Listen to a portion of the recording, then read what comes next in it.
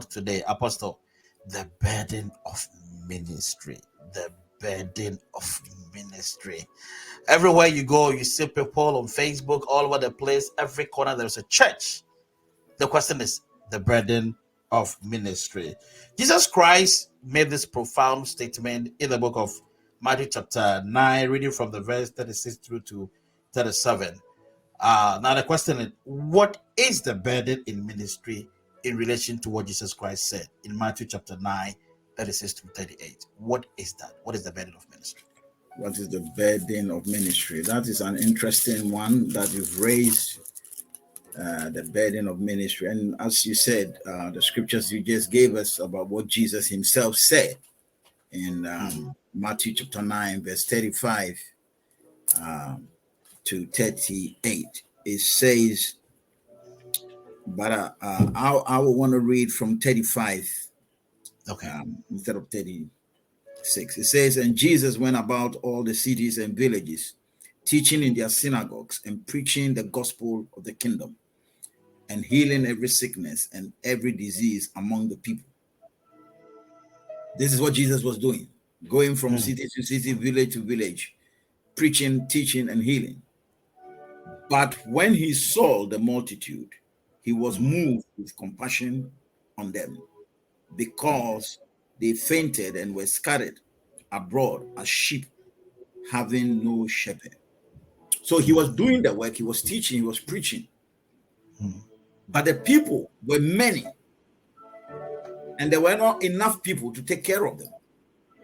And he said, when he saw in the midst of the ministry, whilst he was doing the ministry, and he saw the demand for his ministry, and he realized that his time here is short. His time here was short. He knew that. And he knew that demand could not be met in the time that he was here. It would go beyond his time. So he was moved with compassion when he saw the multitude, when he saw the demand. And he was moved with compassion that because they fainted and were scattered abroad as sheep having no shepherd.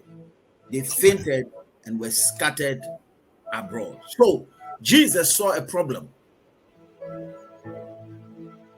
And that problem was that the sheep were not taken care of. There were not enough people to take care of the sheep.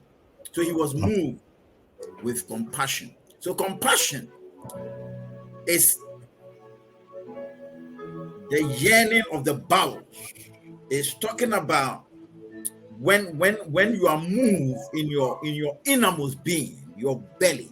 It talks about the womb, where a woman when a child is in the womb, that connection, that compassion that you have for that child that you are carrying.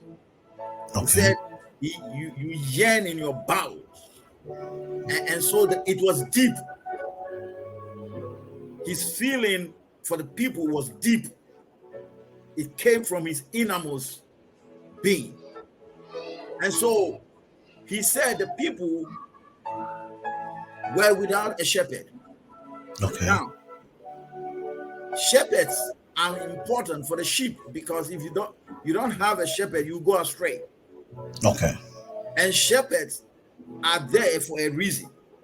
And so he said, then said he unto his disciples, the harvest truly is plenteous, but the laborers are few. Pray ye therefore the Lord of the harvest, that he will send forth laborers into his harvest. So this is the solution of the problem. Jesus has seen the problem, and now he's prescribing a solution.